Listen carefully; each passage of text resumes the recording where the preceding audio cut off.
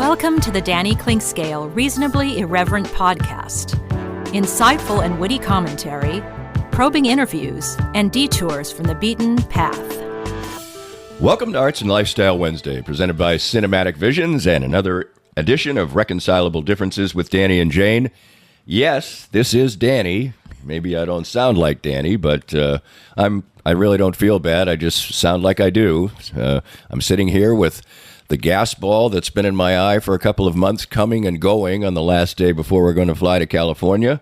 I have been cleared to fly. I am good to go. We are good to go. Going to California, Turner Classic Movies, playing Spyglass, all those things are on the menu. And when you hear this, we'll either be in the air or we will be in California. So that's all good. We'll talk about the great dog care that we receive when we are away. We have a busy schedule, and of course, it includes many, many different things, and it's basically been all Jane's work, not anything that I've done at all, but we'll be going to famous restaurants and museums and the beach and all kinds of beautiful places. And we have done all kinds of other fun stuff as well, watched a lot of different things. Indulged me last night in the 700th viewing of Diner, at least the first part. Jane has watched, she's gotten the movie mood by watching some classic movies with some of the biggest stars in movies. And we have started a new streaming show, an Australian show, which is very well done. It's soap opera-ish, but it's far better than that. And it ran for a long time, so we're only at the very beginning. And in fact, in doing some research, I found out some things that I didn't really want to find out and that you don't know and that I'm not going to tell you. Oh, goody. So I went for 6 seasons. So anyway, we've got plenty to talk about. We saw the Mavericks since we last saw you. They were as great as they've ever been. All kinds of things to talk about. A few laughs, a few smiles, and we'll see if I make it through 25 or 30 minutes here and let Jane do a little more heavy lifting as well. Reconcilable Differences with Danny and Jane, part of Arts and Lifestyle Wednesday, presented by Cinematic Visions. More of Danny's Reasonably Irreverent podcast after this. Cinematic Visions has been an affordable solution for professional media production in Kansas City since 2003, offering award-winning video production and creation, as well as a wide array of digital and social media management services. From planning, scripting, filming, editing, and post-production, to delivering your product to a watching world, Cinematic Visions will provide professional and affordable services for you and your business with the necessary return on investment to make it all worthwhile. Cinematic Visions' goal is to unlock the power of storytelling through video and a strong online presence for your company. Beyond the numbers, they want to inspire and evoke your clients to feel and act. Let my friends at Cinematic Visions embed your brand where it belongs, in your customers' minds. You can find them online at cinematicvisions.com or with a quick phone call at 816-600-6300. Did you experience hail damage last year and never got the work done? Most insurance companies only give you a year to get the roof fixed, and if you don't get it done, you could possibly not be compensated in full for the replacement of your roof. If you've been procrastinating getting that damaged roof taken care of, give us a call at 913-257-5426, and we'll send out an expert to help you through the process. We're never pushy, we're just here to help. Easton Roofing. Integrity matters. If you'd like to join these and other fine sponsors and market your business to Kansas City's #1 variety podcast, contact us at danny@dannyclinkscale.com. Look forward to working with you. Welcome back, and it's a California Dreamin episode of Reconcilable Differences with Danny and Jane. I would say the times when we have the least differences ever is when we're on vacation. There's nothing around the house to be seen. There's no little thing out of place. There's no little dab of paint that needs to be done. The dogs aren't there.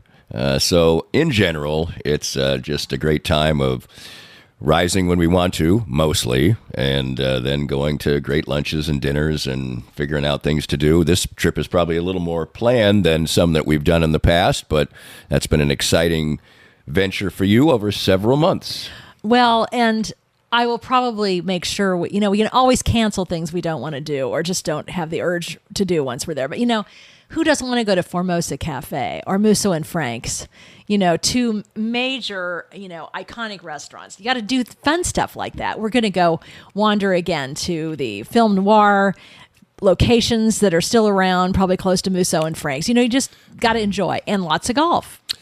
That's right. And I actually hit balls yesterday. We are taping this on Tuesday. I hit balls on Monday, which what often happens when you haven't picked up a golf club for a long time. I have putted during this time, but usually there's 2 balls down there, because I'm looking through sort of what looks like a snow globe.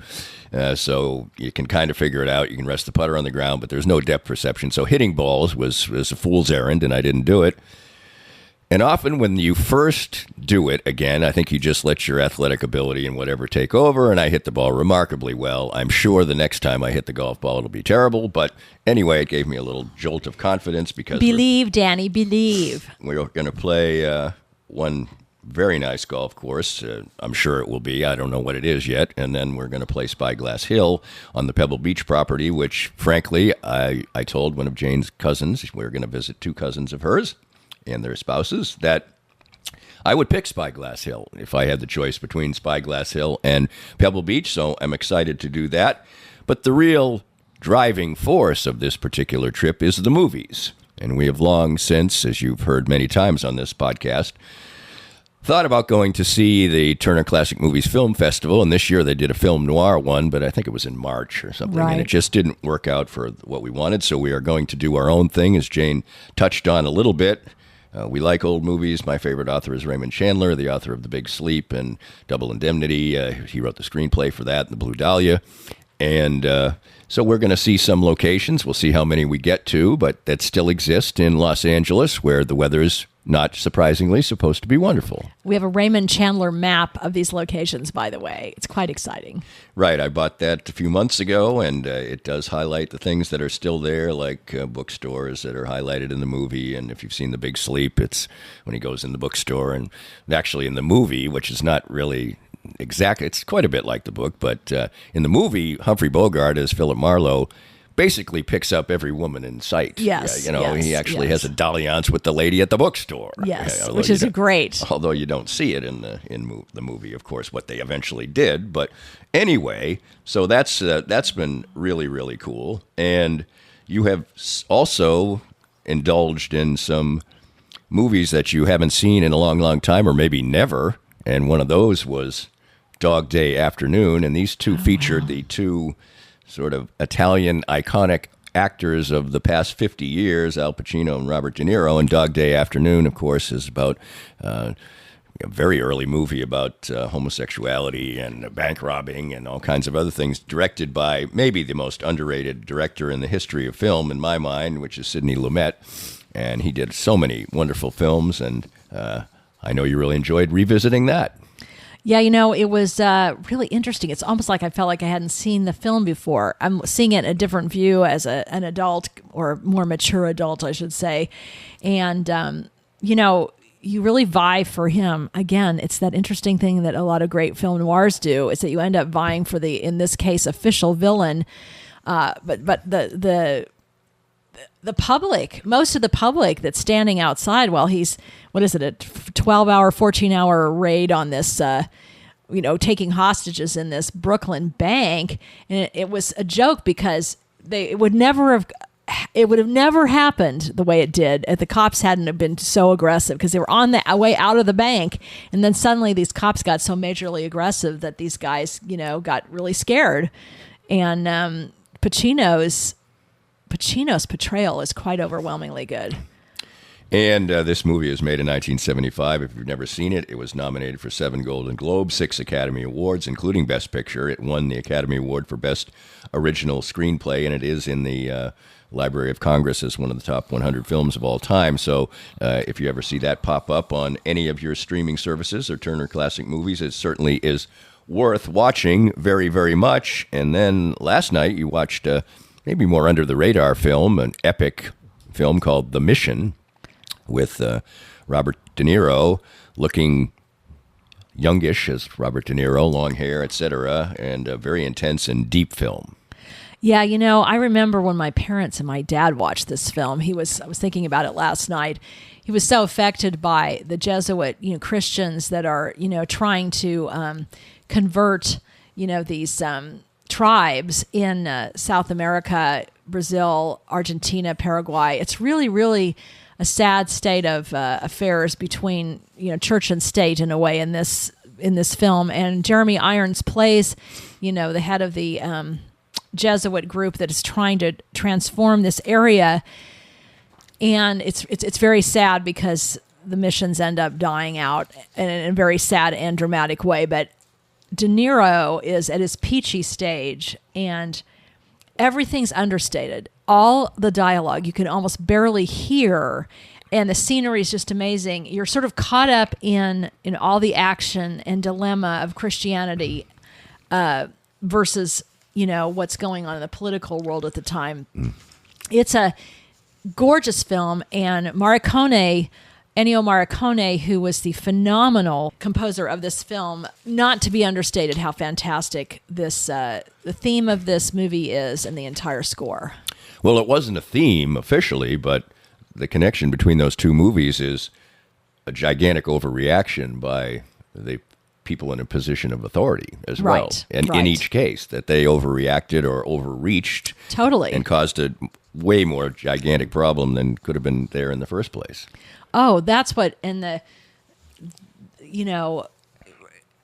my God, it's so complex. I mean, if you want a good ride visually, but also makes you stop and think, what are we doing? What is our goal as man on earth? That just makes you stop and think, why are we here? Anyway, I don't want to go too much further. Right. That's called the mission. And actually it's part of the idea was the soundtracks and people who did the soundtracks is sort of the theme of what's going on right now on Turner Classic Movies. And something that I always keep at the bottom of our queue in DVRs is one of my favorite movies, and it was reinforced again last evening, was Diner. I said, Jane, let's indulge me for a little while, and you did, and we watched again, and I try not to watch it except for every so often. I probably haven't watched it in 8 months, and I know every single line. I know.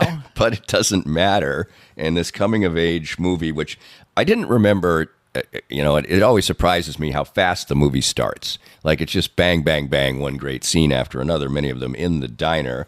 And it's the breakout film for just a huge variety of people, including the director Barry Levinson, Kevin Bacon, Paul Reiser, Tim Daly, Mickey Rourke, Daniel Stern, Steve Guttenberg, Ellen Barkin, just to name a few. And they're all great, and there's a lot of improvisation in the movie. It's funny. It tells a tale. It's set in the late 50s on the weekend of the actual NFL championship game involving the Baltimore Colts, which is the favorite team of Steve Guttenberg, and he's going to get married, which is why everybody's coming back for this, and it's just wildly entertaining movie. Again, I could watch it every time. What I think it really makes this movie is when they're having their own dialogue, which is clearly improvised in the diner, you feel like you're there with them. You absolutely feel like you're sitting at the table and you're laughing with them. It's not like you're watching a bunch of actors playing a scene. You feel like you're there and you're in their heads like you would be as you're trying to interject in this dialogue. And Steve Guttenberg, oh my God, and Paul Reiser. I mean, they should have just won an Academy Award just for the one beginning film in the scene in the diner. And it was nominated for an Academy Award for Best Original Screenplay. Actually, the movie was about to be lost. The studio didn't like it, and they thought, "What's this movie? It's not about anything." Which eventually became what Vanity Fair magazine called the most influential movie of the late 20th century, because a movie about nothing was it's like Seinfeld, which became Seinfeld, which became a whole generation of television shows as well. We only watched the first part of it, and I don't think we'll watch the rest, maybe. But anyway, it's just hysterically funny. I've talked about it a million times. 1982's Diner, and if you just want to have some unbelievably good laughs and see some people you've been familiar with for 40 years now in their peachy stage, as Jane would say, then it's always an absolute delight. Well, one of these guilty pleasure things that Jane started that I thought, oh no, this isn't going to be any good, was a new streaming show. It's not actually new. It ran from 2013 to 2019. But PBS eventually picked it up, BritBox, all those